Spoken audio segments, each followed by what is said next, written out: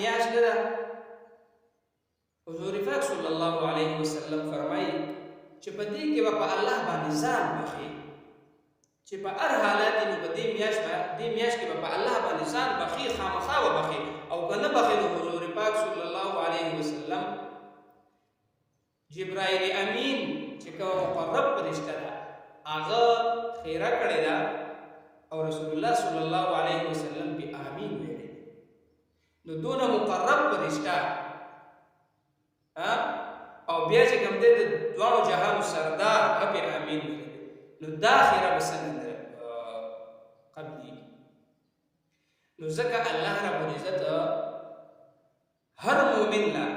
دلته اعمال ثوابنا اجرنا ډبل دي د نفل ثواب په فرض باندې فرض په اویا باندې دا ورکی نو به بدبخت انسان او بدبخت مؤمن به هغه چې دا په دې مشک په الله باندې ځان په مسجد نبوي کې رسول الله صلی الله علیه وسلم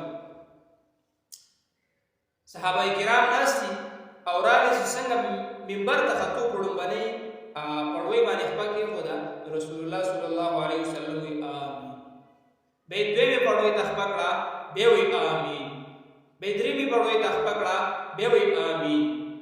نو صحابه کرام دې عرض وکړو چې دا الله رسول مونږ خو نه आवाज اوریدو نم دعا اوریدا نم خیره وسو او تاسو درې پیری چې کوم دی امين امين امين نو دا الله پیغمبر په منبر باندې کې راځو صحابه کرام ته فرمایي وای دا جبرائیل امین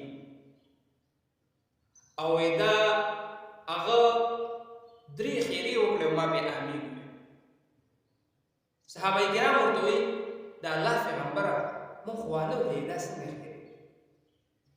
و یو داوا چې هغه ویل چې الله دې هغه کس هلاک کی چې کوم کس د پیغمبر اسلام د محمد صلی الله علیه وسلم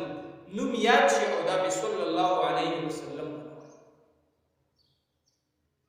نو ما وی چې امين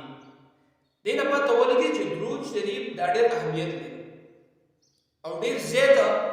په کوم مجلس کې چې د رسول الله صلی الله علیه وسلم نوم واغستل شي یو خو صفاتي نومونه دي یو چې کوم دی د هغه خپل نوم وي محمد صلی الله علیه وسلم او احمد نو دا واغستل شي نو زموږ علما دي چې واجب دي په کس باندې په دغه محفل کې چې ومني پیرا باندې دا درود شریف وایي او به دا غیر پس په محفل کې بار بار غستل شي به مستحب دي او بعضی به هم دي چې دا ورته به هر پیری سره وایي نو ردی نه پته ولګي چې درود شریف ډېر اهمیت او ډېر زیات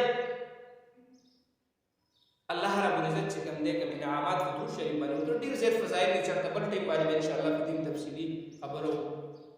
دویمه خیره هغه سو رسول الله صلی الله علیه وسلم ته فرمایي وای هغه داوا چې جبرائیل امین فرمایي چې هغه قسم د حالات چې په د باندې د روزي میاشت تیر شي او دا دونه قدر عبادت کوي چې دا په الله باندې ځان خپل مغفرت وي ما ویل چې نو دا ډیر بدبخت دی چې په د باندې دا د بهترین د عبادتونو میاشت یو د عبادتونو سیزن والا میاشت دا په د باندې تیر شي او دا په دغه کې دونه عبادتونه چې په الله باندې ځان وبخي نو سما عزت منو دنه بل بدبخت نشته او دا به دغه خیری لاندې خامخا دا به خامخا دغه خیری ځکه چې ګوره خیره مقرب فرشته او امین په د دوه جهان سردار نو دا الله درته نو ځکه په دې میاشت کې په دې وجه باندې چې په دې کې به خامخا په الله ځان بخي اذکار بکې تلاوتونه بکې نوافل بکې چې الله تعالی نه همیشه ما عبادت نه دی کړې ما چې کوم دې اسیا خو دې خاطر کړې په غفلتونو کې الله ستاره معفو غواړم مغفرت غواړم بخنه غواړم ځان په الله دریم رسول الله مبارک فرمایي دریم اخیره داوا چې جبرائیل امین فرمایي چې هلاک دي هغه کس چې د هغه والدین د دنا پر ژوند کې خپلاړ دا د والدینو نافرمانی وکړي یا د دنا وفات شي او خپتي وفات شي یا خوشحالي کې ویني دي نو دغه بنده دي هلاک شي وایي ما ویل چې آمین زما عزتمندو درې واړه ډېر خطرناکې خبرې دي او ډېر زیات په معاشره کې ګوره په دې باندې عمل نه کېږي نو دا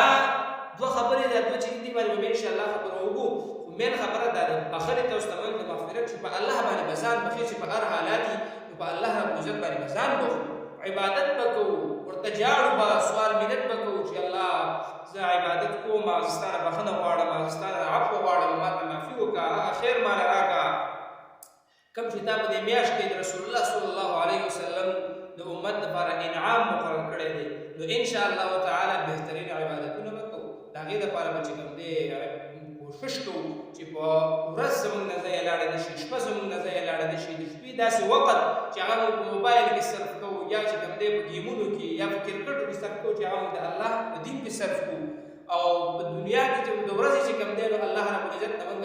داسې زندګي چې هغه ټوله موږ په خوب کې ورځ تېره نه کړو زه هغې لپاره ایام وقف وباسو چې یاره په ټیم کې زما تلاوت دی ټیم کې به زه چې کوم دی زر پېرې درود شریف ویم بیا په دې ټیم کې چې کوم دی زر پېرې استغفار ویم دې ټیم کې به چې کوم دی تلاوت کوم دا به سوال تسبیح دا ټیم کوم دا به چې ټول نوافل کول پکار